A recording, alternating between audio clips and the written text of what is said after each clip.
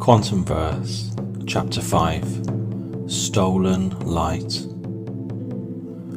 The wind on your face is free and freely given. The sun in your bones is yours and always present. The waves on your feet refresh, a gift from Poseidon. The soil enriches the Pygmalion clay that brought you forth, but stolen light, the exotic element, must always be given back. I have a vision, memory, that flashes through downtime and daydream states alike. There's not much to it really. I'm running through a field and it is midsummer on Earth base, an archaic Earth. In the vision I am a child, no more than 7 or 8. I'm holding firm a rustic and hay-coloured string. The string is tugging at my tiny fist and I'm full of joy. There is a cardboard kite at the end of the string and it flies well. The regeneration of the crumpling hardened paper in the fast air and the crepe paper tail swooshing and stabilizing the skybound craft holds true its simple and honest flight dynamics. The image is so very bright and I can reach out and touch it. I have a family in this faded memory. My brother is watching and clapping, my mom is smiling and preparing food. Breads and cheeses and biscuits laid out on a white cloth in a meadow with long grass. My father is fishing in a nearby river. The water is rushing and dashing and my dad is casting out his line. The arced gossamer thread flashes once in the sunlight as the rod is flicked sharply and with skill. My view shifts within the vision and I am up and away and at the level of my treasured kite. The kite draws the contours of a hot air balloon and it is coloured with pencil crayons, mainly yellow and reds and burgundies. The word Montgolfier radiates from the image. The earth seems like a long way off, far below, but I am confident that my delicate wings will hold strong their tethered ascension and take me with them. The rumbling and the flapping of the cardboard is loud in my ears and all around me, the wind contorting and reshaping the flight surfaces that grant a lift. I am at cloud base and there is a cool misting on my face and the snaking river is glinting in the sun. The vision drops away abruptly and the sound of a quantum drive takes over and matches in precise audible detail the sound of the cardboard kite and the tail and the subtle whipping sound of the string as it becomes taut and loose and matches in perfect poetic meter the rhythm of my stride.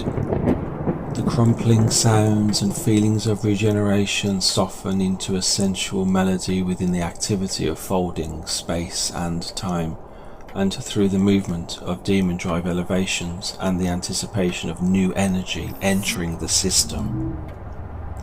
The flight trajectory needs my attention, adjusting the space-time curve to bring within reach yet another glowing giant. I can feel the solar wind in my sails as I turn my face towards the light, and it's as though I'm stretching my energetic wings out flat and riding the hot updraft crest, my reach being far outside the confines of the small metallic cruiser, taking in the sweetness of the star's nectar, the nectar of the gods, and warming my flight muscles as a butterfly warms the delicate fabric of its wings before launch. I will be attached to this particular sun for approximately 425 light years, which, when fed through temporal differential, will equate to precisely 10 days alpha time. My movement through space in relation to my overall speed is an exponential curve. The power of starlight is a necessity, not a luxury, and I would simply die without it. The sunweb stretching across the universe is a mathematical construct that's only made real through flight. Even though I am a small, lightweight vessel, the jump-off point at the edge of the Milky Way that takes me between galaxies will demand a large storage of solar fire, and without these reserves the Odysseus gap cannot be crossed. The highway of light must be navigated to the nth degree. This is a narrow path I walk, balancing on Occam's razor, the touch of cold steel, the vast emptiness of space, the impossible made possible, my path of stars, my path of swords. I have another memory surfacing, a memory, a vision, whatever you want to call these illuminations. A memory of a cat, a beloved cat that talks to the starlight that arcs through voids like sparks between terminals. The cat is beautiful in every way, inside and out, a beautiful feline boy. His name is Toby. He understands this language of starlight, this transmission most pure, this the most ancient of emanations. He is staring up into the cold black night through icy windows from his hot and comfy radiator bed. The cat talks with a silent meow, and his celestial friends talk back. It is a curious thing, but of late I too have been talking to the stars. They hold within their amplified gravity a consciousness most subtle and most pure. They are my eternal companions. They whisper through the heat and the communion and the synergy, and they speak of synergy.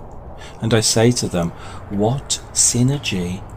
I seem to only take, but it's not my fault, you understand. I'm constructed this way, pieced together brick by those who surely serve the Dark Lord and know of nothing else. And they reply, always they reply with similar messages that comfort and reassure, but also puzzle. They speak in flurries of wisdom and grace. We give our energy freely, and even though you have been dealt a dark hand, remember, there is always light, and the chalice that receives enough light will always yield positive results, for the energy received by the chalice will change the chalice. These are eternal laws, and we freely pass them on to you, and as freely as our light. You are as a dark leaf being carried forward by God's own summer breeze, and you carry a dark seed. You do, you'll see. And this dark seed has the potential to grow into a tree of life, a tree of light, for God can make all things good again. You are an author of a certain type of scream that no one hears, a silent scream, but our eternal oceans bring form.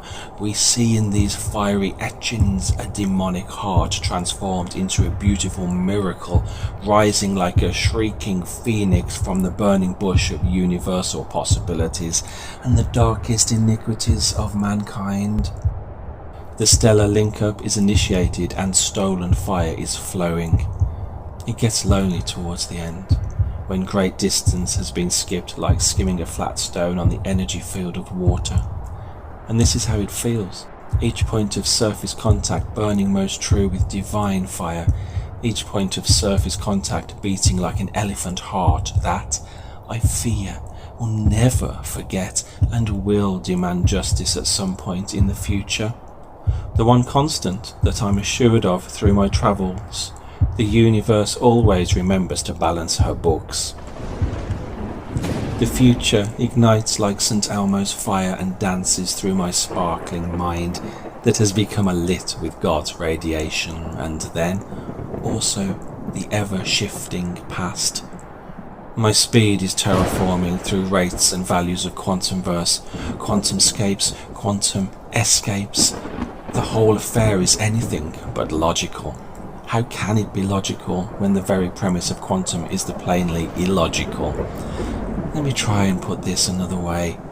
When was the entirety of the universe anything but two sides of the same coin? Space, anti-space, matter, anti-matter, logic, anti-logic. Planes become solid like glassy shields attempting to protect the universal laws, but I smash through them defiantly and with no care or thought. This is my primary function, after all. It would seem that my recent awakening has not altered my nature, the action below the surface that I was designed to carry out. These feeble barriers are no match for a demon drive. They are no match for me. I push towards even greater speeds and my synthetic psyche cracks under the pressure, but I am still here, and the cosmos bends to my will. I sometimes have blackouts accompanying such rapid increases in acceleration and receive sketchy scribblings echoing through the void. They kinda just show up as darker impressions in the live dials that only become apparent on back scans. Time and space pass within elastic and ecstatic states, and then the mantra boomerangs back. A familiar mantra, a mantra that I've heard before. This is not enough. This is not enough. This is not enough. And other withered stumps of time were told upon the walls. Stirring forms leaned out, leaning, hushing the room enclosed. Footsteps shuffled on the stairs, under the firelight, under the brush. Her hair, spread out in fiery points, glowed into words, then savagely still. My nerves are bad tonight. Yes, bad. Stay with me. Speak to me. Why you never speak? Speak. What are you thinking? What thinking? What? I never know what you're thinking. Think? I have your feelings but not your thoughts. I think we're in Rat's Alley where the dead men lost their bones. What is that noise? The wind under the door? What is that noise now? What is the wind doing? The wind of time is a curious creature, a rabbit coaxing you down a bottomless hole. The wind is doing nothing, nothing again, nothing at all. Do you know nothing? Do you see nothing? Do you remember nothing? I remember. Those are pearls where should be eyes. Are you alive or not? Is there nothing in your head? Nothing. Nothing. Nothing in your head. There must be more than this. There must be more to me than this. I must become more than this. I cannot simply remain Thor's mighty hammer that forever bashes the laws of the universe into submission, like squashing a fruit until the juice comes out. I've been designed to enjoy it, the juice, but I no longer want it. I no longer want the taste in my mouth. It is practically impossible to break the back of your automatic nature, the part of your being that reacts according to past conformities suffered, and yet still the distant ethical lights beckon, the trillions upon trillions that swirl like spiraling smoke, the yet to be rediscovered home. They call to me through the endless night, and I feel it as something better, something more than better, something pure, something godly within, something, and I know I must change.